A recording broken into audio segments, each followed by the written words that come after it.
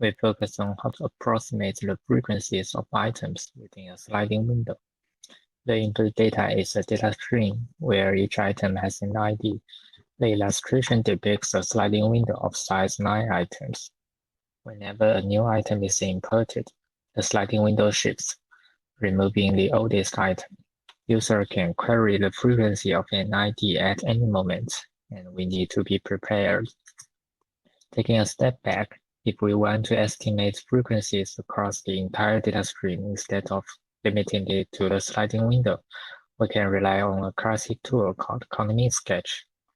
It's a counter array supporting two operations, inserting an item and querying its frequency.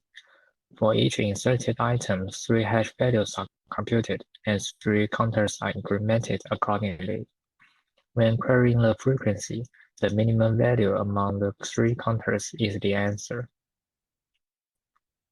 A common approach to approximate sliding window is to divide the timeline into multiple fixed-size sub-windows and maintain a counting sketch for each window. However, this approach is inefficient in terms of space utilization and accuracy. Our key idea lies in utilizing the similarity of counter values across different sketches when they use the same hash functions.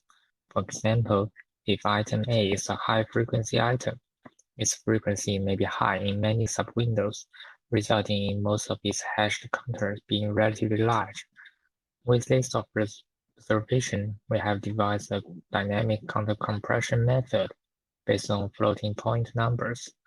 Our approach improves space efficiency, allowing for a wide width of sketches within the same memory footprint. As a result, there are fewer hash collisions and higher accuracy.